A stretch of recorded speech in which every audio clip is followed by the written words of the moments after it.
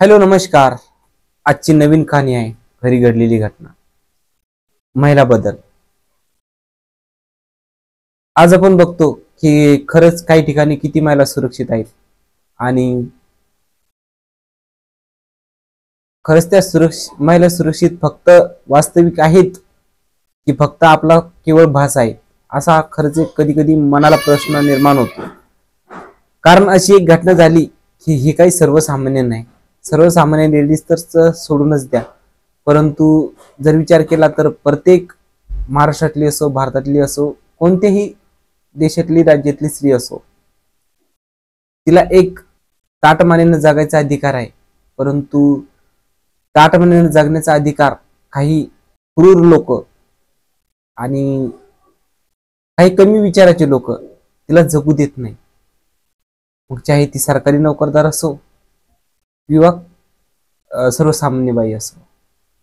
तर अशी जी घटना घडलेली आहे, ही घटना अकोला जिल्ह्यातील आहे.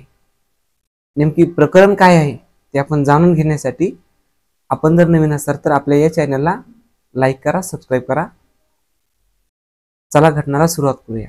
एक ग्रामसेवक लेडी आहे, ग्रामसेविका लेडी, आणि त्या लेडीवर एवढा दबाव आणतात वरिष्ठ लोक की खूपच दबाव आणतात आणि तिच्यावर मानसिक त्रास देतात आणि तिच्यावर लैंगिक अत्याचार करण्याचा प्रयत्न करतात. तर खरं म्हणजे एक सरकारी ऑफिसर या लेडीजला खरंच लोकांनी किंवा तेथील ऑफिसरनी कसं मॅनेज करायला पाहिजे, कसं समजायला पाहिजे, एक लेडी असून कसं तिला व्यवस्थित समजायला पाहिजे, असं करण्याच्या ऐवजी लोक तिचा गलत फायदा घेतात. तर अशी घटना ही आता आपण सविस्तरपणे बघणार आहोत. घटना कुठं घडली, कशी घडली, काय कारण आहे, सविस्तरपणे आपण बघणार आहोत.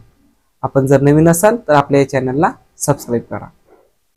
अकोला जिल्ह्यातील घटना. अकोला जिल्ह्यामध्ये अडगाव हे एक छोटंसं गाव आहे. अडगाव बुजुर्गच्या या ग्रामसेविका आहेत.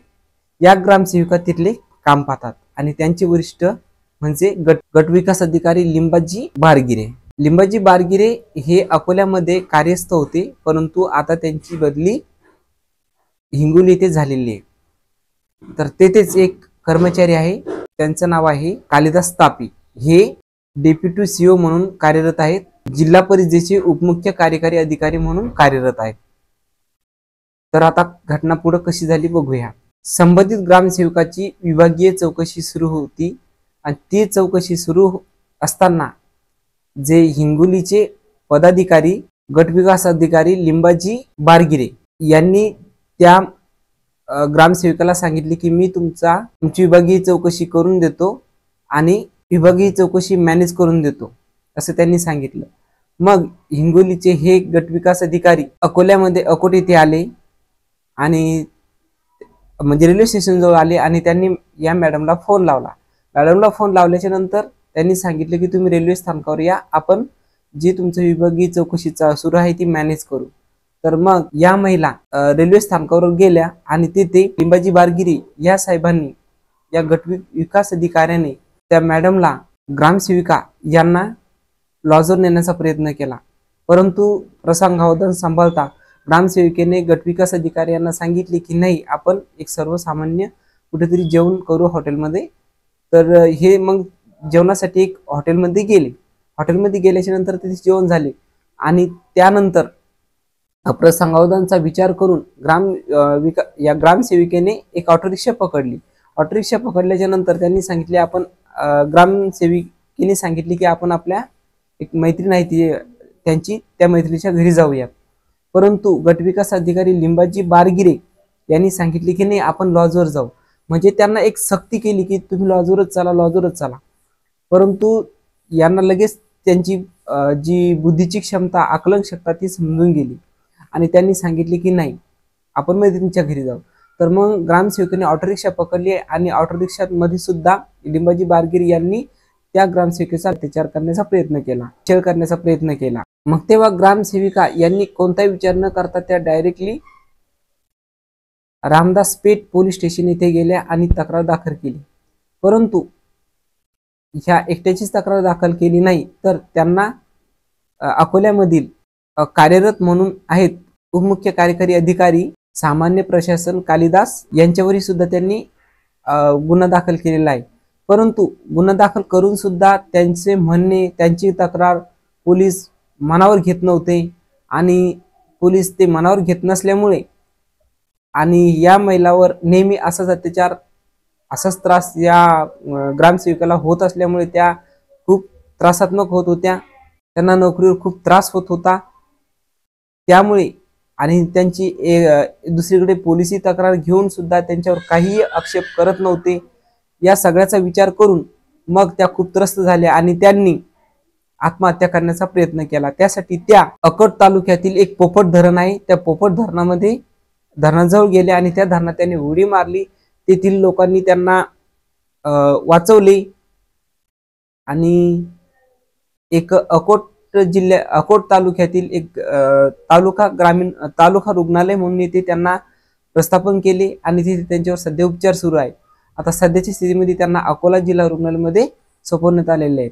ज्यावेळेस ग्रामसेविका ह्या पोपटखेड धरणात त्यांनी उडी मारली त्यावेळेस त्यांची जी परिस्थिती, त्यांची जी तब्येत ती पूर्ण अस्वस्थ झालेली होती आणि त्यांना तातडीने अकोट तालुक्यातील जे रुग्णालय आहे तेथे त्यांच्यावर फास्ट उपचार व्हावेत, त्यांची तब्येतीला कोणतेही दुखापत होऊ नये यासाठी त्यांना अकोला जिल्हा रुग्णालयामध्ये दाखल केलेले आहे। जेव्हा ही घटना पोलिसांना माहीत झाली तेव्हा पोलिसांनी लिंबाजी बारगिरे, गट विकास अधिकारी लिंबाजी बारगिरे यांच्यावर 354 कलम दाखल केली आहे। 354 कलम ही असे सांगते की एखाद्या लेडीजला कपडे उतरवणे, लेडीजचे कपडे उतरवणे किंवा तिला जबरदस्तीने तिचे लैंगिक शोषण करणे, लैंगिक छळ करणे असे जर कोणी केल्यास त्याला 3 वर्ष सश्रम कारावास आणि दंड अशी सजा होऊ शकते आणि हे जामीन पात्र असते, याच्यात जामीन होत नाहीये। तर 354 ही कलम गटविकास अधिकारी लिंबाजी बारगिरे यांच्यावर दाखल झालेली आहे। सांगायचं याच्यातून हे एकच माहिती भेटते, एकच शिकायला भेटते की खरंच कोणतेही सामान्य प्रशासन असो, या प्रशासन असो, या जनता असो, यामध्ये जर लेडीज सुरक्षित नसेल तर खरंच लेडीजने नोकरी करावी कशी आणि लेडीजला खरंच कसं जगावं हा एकच मोठा प्रश्न निर्माण होतो। तुम्हाला या संदर्भात जे योग्य वाटत असेल ते तुम्ही कमेंट बॉक्समध्ये जरूर आम्हाला सांगा। जर वेळीच रामदासपेठ पोलीस स्टेशन मधील जे पोलिसांनी वेळीच त्या अधिकाऱ्यावर, कर्मचाऱ्यावर वेळीच जर गुन्हा दाखल केला असता तर या ग्रामसेविकांनी अकोट तालुक्यातील जे पोपट धरण आहे त्या धरणामध्ये उडी मारली नसती आणि त्या अतिसुरक्षित असत्या। परंतु पोलिसांचा हलगर्जीपणा आणि पोलिसांचा निष्काळजीपणा यामुळे तर अनेकच गोष्टी घडतात आणि जेव्हा एखादी गोष्ट घडून जाते, नाश होतो, तेव्हा कुठेतरी पोलीस हातपाय हलवायला सुरू करतात। असं भरपूर ठिकाणी आपण बघत असतो, पण असं कधी घडू नये।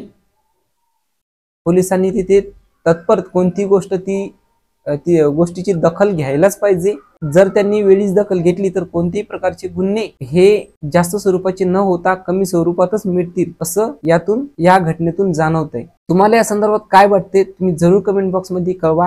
तुम्ही जर नवीन असेल तर आपल्या चॅनलला सबस्क्राइब करायला विसरू नका। अशाच नवीन घटना आपण या चॅनलवर अपलोड करत असतो, त्यासाठी तुम्ही तुमची नेहमी सुरक्षा घ्या आणि स्वतःला सुरक्षित ठेवा, घरच्या परिवारांनाही सुरक्षित ठेवा। चला भेटूया नंतरच्या एपिसोडमध्ये एक नवीन कहाणी सोबत। तोपर्यंत तुम्ही तुमच्या परिवाराची आणि तुमची काळजी घ्या। जय हिंद, जय महाराष्ट्र।